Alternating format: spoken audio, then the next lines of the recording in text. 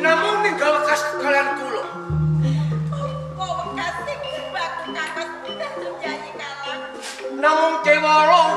pun kawas dalem. Sak leker gendongipun ing Kabupaten Betak dipun pasrahaken dhateng puluh kanggo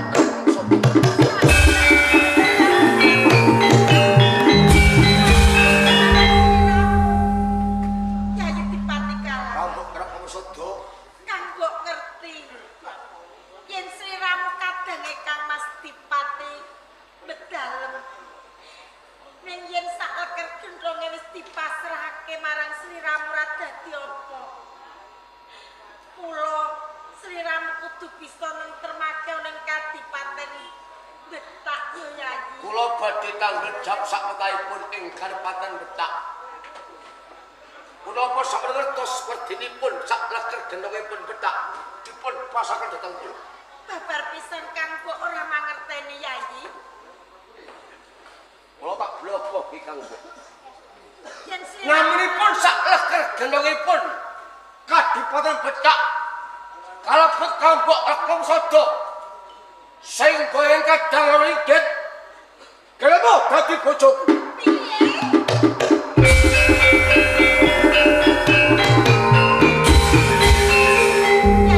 Kula namung nindakaken dhateng kasipun Kamas Bedal. Kang mbok ngerti yen sliramu entuk keling marang Kang Mas Dipati dalem yen sak leker gendonge nang Kadipaten Betak dipasrahake marang sliramu ning ora teges Kang mbok lan kandhang Roro Ringgit jur kudu dadi garwamu ora tekan. Namunipun isen-isen wonten ing Betak kalebet kambok Rekna Sada sing ringgit. Gelem ora gelem kudu aku sing duweni. Ora Yai. Minangka ganjel Kamas Bedal. Aku ora ngepengin naken sliramu mundhut garwa marang aku lan kadangku. Mergo urung suwe aku katinggal marang garwaku Kang Mas Bedalem. Sakniki kantun ndika Kang Rekna Sada. Pamrih tunggal wonten asalipun Pati Kalah. Betak kula ingkang duweni sak putripun. Kali gelem napa boten? Yayi Kalah.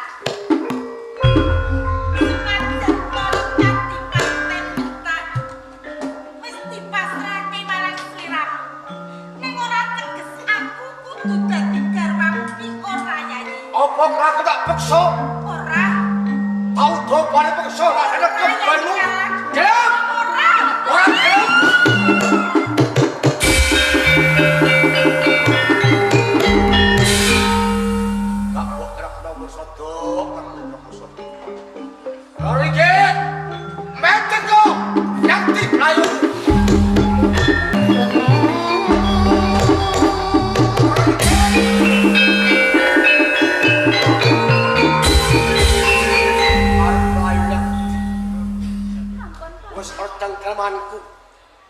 Ora bisa yen to lamun to kemplayu bebab serpunggah gunung kang geder mudhun jurang kanjeng.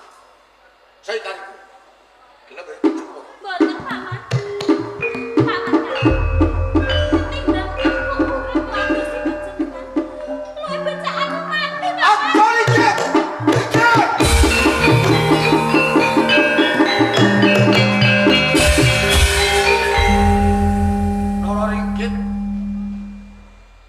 Dadi bojoku nek becak mati ambil orang sendang kae.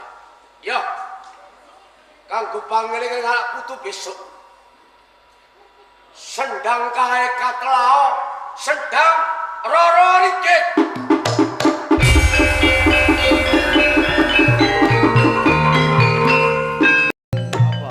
Piye? Pacar-pacar kok malah metu Doraemon.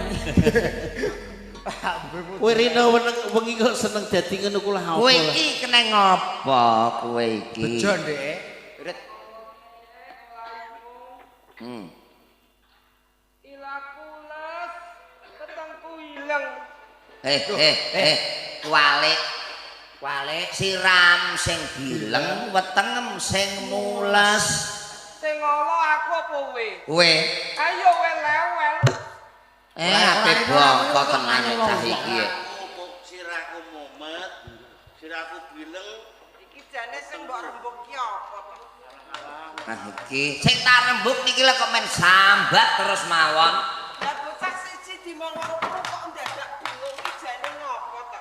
Loh, jaluk anak ngalen. Awakku Napa Joko Taman? mbokku tisen, Mbok. Apa? Tisen. Tesen motor dulu. Petinju, kancane ning tisen. Yo. Ora. Awakku tisen. Awake katisen. Ora ana wengi kok bocah. Kena berlaku. Aku ontekno ning Lembeta kono lho, Mbok, endan ali. Kok sedelok Mas tak suntekno, Cok. Nek ndi njaluk nyuntek ning ndi kowe? Ulan desa. Nek gajah kok iso. Kula desa ae. Ini ya, Joko Taman, Deni, kowe kabeh wong telu ya. Iya, iya. Nggonmu ngomong Joko Taman ki sing pinter ngaji pamurok ngomong wae. Yo wis jalukane apa tak turuti. Dengi jalune gajah tak turuti. Tak suntek. Jaluk ning gajah ki apa? Lah iki kan njaluk nyuntek. Jaluk disuntek kok maksude suntik mantri kuwi lho. Mantri. Dengi kesalahan kok jaluk suntik mantri tak Banyak pengen. malah saya nemen iki. Tak pengen mantri perhutani emoh. Iku yo ah. Ana mandi utani. Lah saking ora anane sak kecekel sing penting mantri ae. Mantri Ya wis kene wae. Piye? Ya wis cukup semelean gede guyon ya ta. Kula nuwun. Kamu lho.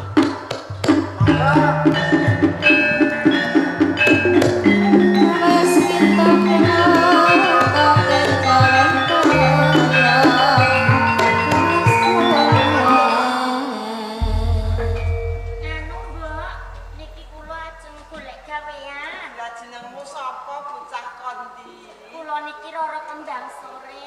Lah omahmu ndi? Kula niki bocah Kleang Kabur Kanyengenan mboten gadhe papan gunung, Mbok. Kowe iki kan ndek papan dunung ora duweni omah, ora ndek wong tuwa. Bahaya iki.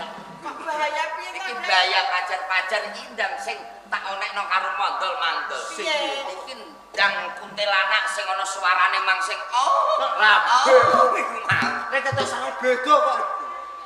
Ini aku takok apa jane penggawean kanggone Kembang Sore. Ana apa ora? Motor apa? Ketoke.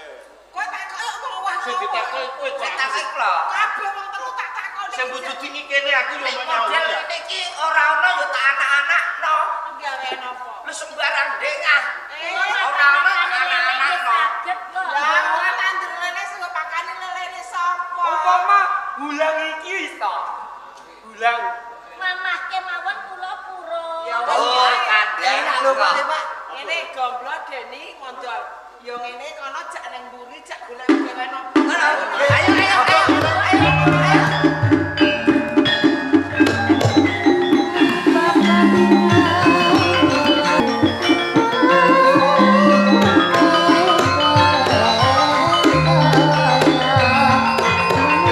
Mbak Nole.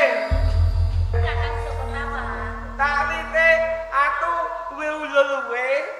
Iya. Kowe ayu. Nek tak wite kowe temu aku. Legesku ilang. Wis mari ki wis ora katisen maneh. Aku pengen ontek kowe. Kepengin nguntik aku. Lah kok ora lara kok arep disuntik. Ene kowe bulu engko tak ontek. Sik jane iki piye to iki opo sing kok omongan ki Kakang? Kowe ora udeng. Ora ngerti aku. Aku nemu kowe. Piye?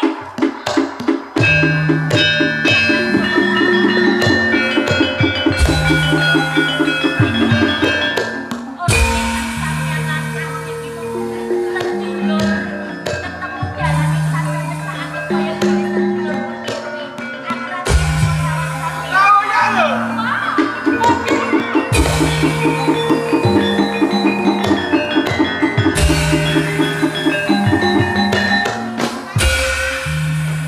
Aku buka.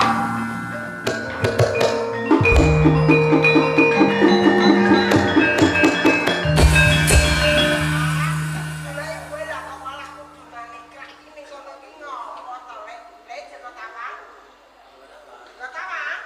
Lah!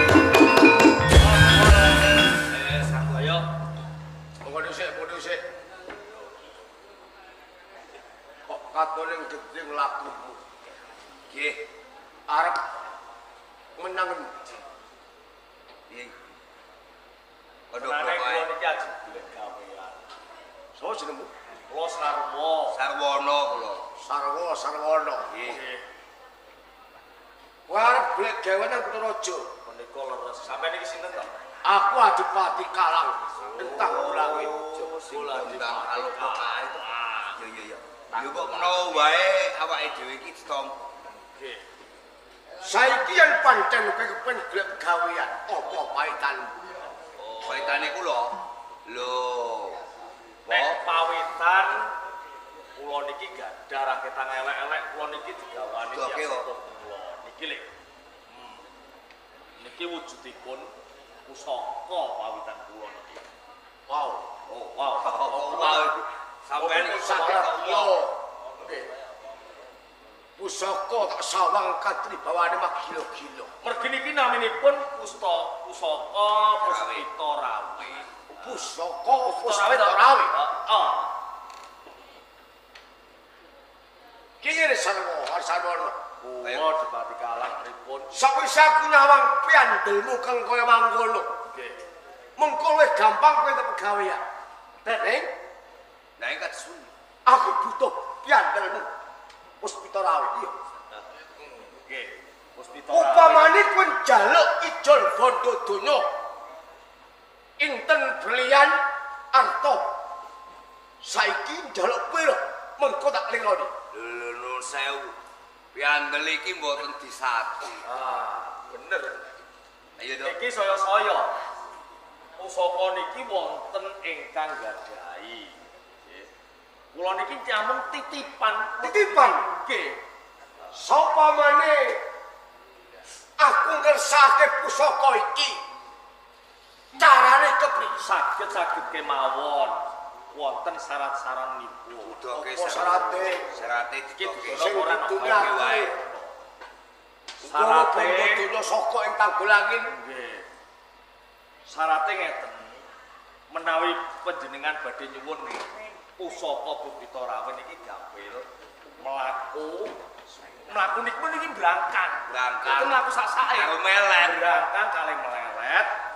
Telung brangkangan sampean ngadeg. Ya sampean iki muni. Duh Sang Resi kula nyuwun pusaka ingkang nami Puspita Rawe. Laulahe lontong. Ana laulahe balen lontong Sarate aku brangkang Nggih. nganti temeka ana sing duweni pusaka iki. Nggih. Brangkang telung pecak Telung ngadeg. pecak. Nggih. Ngadeg. Muni Kali nyembah Sang Resi Sang Resi kula nyuwun ngambil apa njaluk kula nyuwun mawon Kula nyuwun pusaka Puspita ingkang Rawe. nami Puspita Rawe leole lontong. Lele lontong. Ngaten. Gunung Aku ora jajal tak jajal. Ya, ngoten, jajal. Aku butuh pusaka iki. Iya. Jajal mau jajal. Menawi mengke saged saking mriki ngantos dumugi Sang Resi. Oh. Ora ngono to no? Nggih. Dilakokno lho. Lagune. Duh Sang Resi Iya. kula nyuwun pusaka Puspita Rawe lele lontong. Wah, wong Ayo bakune. Ayo. Duh Sang Resi kula nyuwun pusaka Puspita Rawe lele lontong. Wah, monggo. Ren. Sang Resi Duh Sang Resi. Duh Sang Resi kula nyuwun pusaka Puspita Rawe lele lontong. Ayo.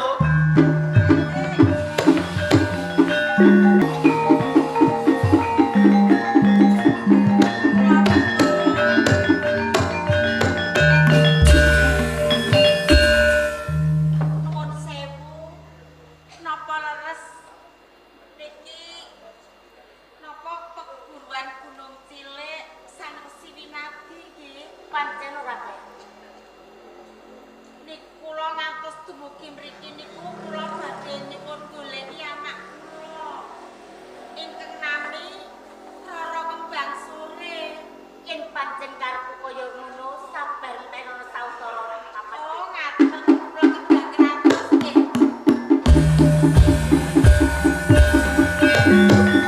Bersungguh.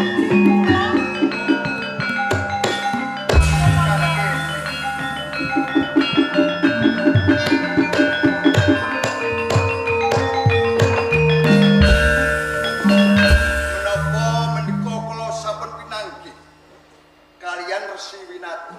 Bener. Nyuwun sewu Sang Resi. Rene Mojobat ingkang kapering kidul nembe wonten dahulu. Saged sirep kados pundi mangkinipun kula nyuwun pitedah saking Sang Resi Winati. Kaya ngono. Tak kira ora usah nggonmu menggalih bab perkara iki kedelaron. Enten ana ing papan kene mengko kowe bakal ngerti. Oh ngaten. Cik, matur sembah nuwun Sang Winati. Monggo cepat kalah. Monggo. Yo cocok kene. Ayo.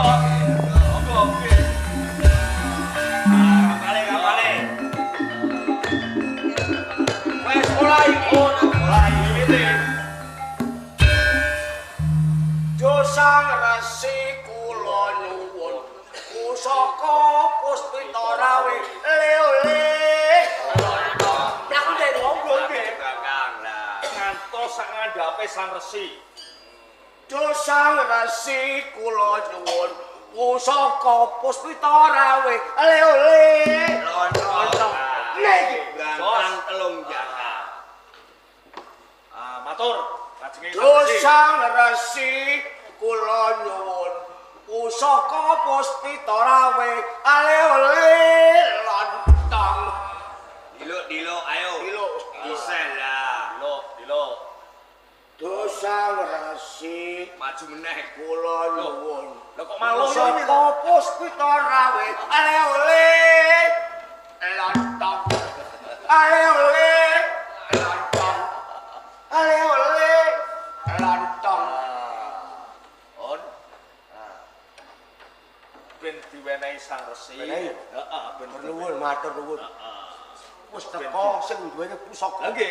Rasane pusaka Puspita Rawe diparingi. Yen tiba tangan kula. Wong sing tumindak candhek paten. Nggih. Dadi wong jaduk. Dadi wong jaduk. Lah nggih. Kal. Mulih. Loh,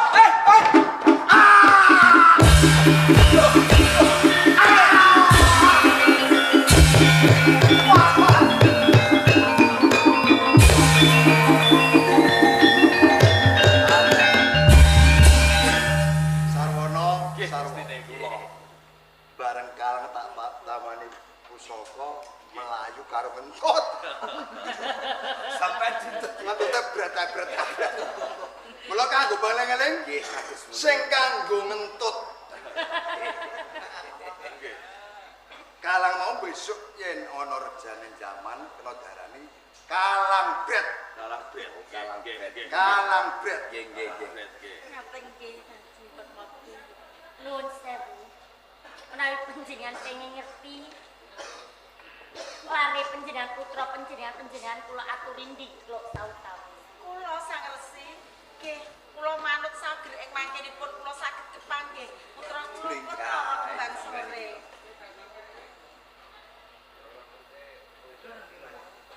Sampun.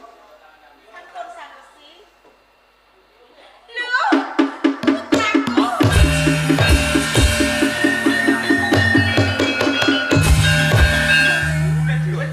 Nganti sliramu adeg paguruan dadi resi.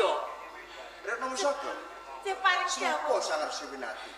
Samsun menika putra kula Rara Kembang Sore. Kembang Sore. Ngaten Ji.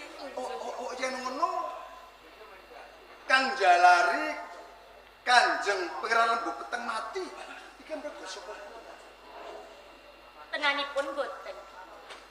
Ingkang nyedani Kanjeng Pangeran Lembu Peteng boten sanes pamanatipati kala. Dipati kalah. Menika ingkang damel Sri ing raos sing manah kula. Pancen sedaya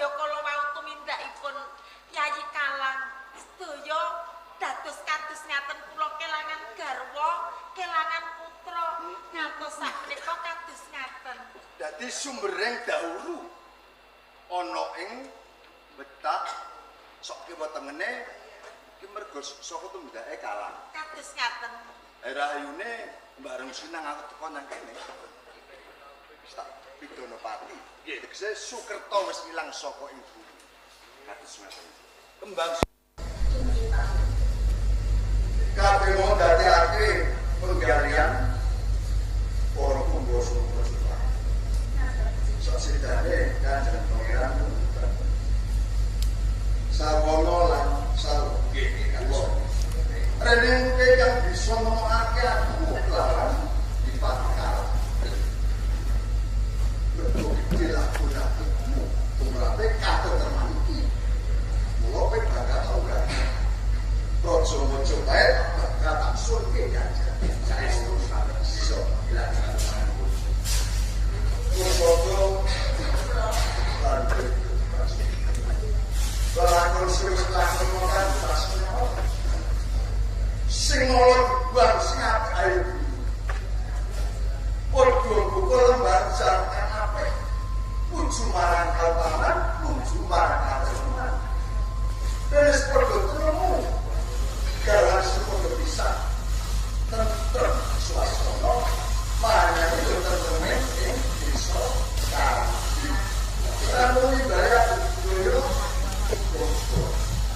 selamat sinaga selamat selamat sampai